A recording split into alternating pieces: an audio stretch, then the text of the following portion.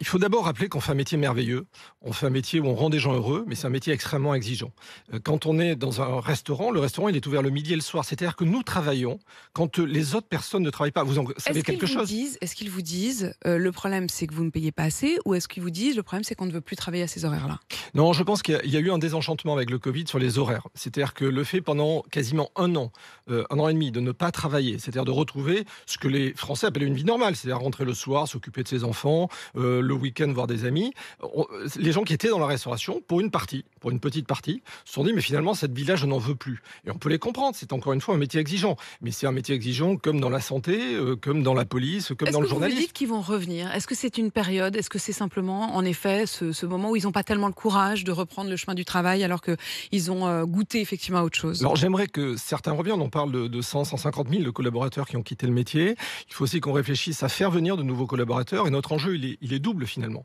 Il est dans la formation, dans l'apprentissage, peut-être mieux reconnaître la qualité et la valeur de l'apprentissage. Nous sommes dans un métier de transmission, donc nous sommes en train de réfléchir à des grilles de salaire en début de carrière qui soient plus valorisantes pour les gens qui voudront rejoindre ce métier, qui voudront accepter effectivement. Il y a un sujet qui est le coût du travail derrière quand même. Alors parce ensuite, je veux bien tout ce qu'on entend sur les restaurateurs, mais c'est pas tous des exploiteurs, des esclavagistes. Évidemment. Et derrière, il y a un sujet qui est quand même que dès que vous commencez à augmenter les salaires, le niveau des charges que doivent supporter les employeurs explose. C'est-à-dire qu'au niveau du SMIC et des bas salaires, il y a peu de charges, mais dès que votre maître d'hôtel, par exemple, il vous coûte combien? Vous le payez 2 000? Si je paye un salarié de 2 000 € net, il me coûte 4 000 € au total. Il évidemment. vous coûte 4 000 €, c'est ça aussi qu'il faut qu'on sache comme Oui, réalité. il faut qu'on sache que le pour salaire que lui net, puisse toucher 2 000. Globalement doublé pour l'employeur.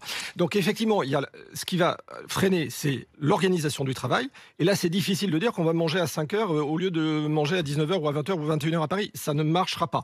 On peut ponctuellement essayer de modifier un tout petit peu les horaires, mais c'est marginal. Il y a la question des salaires. Et sur la question des salaires, il n'y a pas 50 solutions. On a bien vu pendant ces derniers mois que nous sommes des activités entrepreneuriales exsangues économiquement. Donc, soit on accepte que les clients payent plus, soit on trouve des dispositifs qui permettent de payer moins de charges. Et puis ensuite, il y a des dispositifs qui existent. Moi, j'ai signé un contrat d'intéressement dans mon entreprise il y a 2 ans.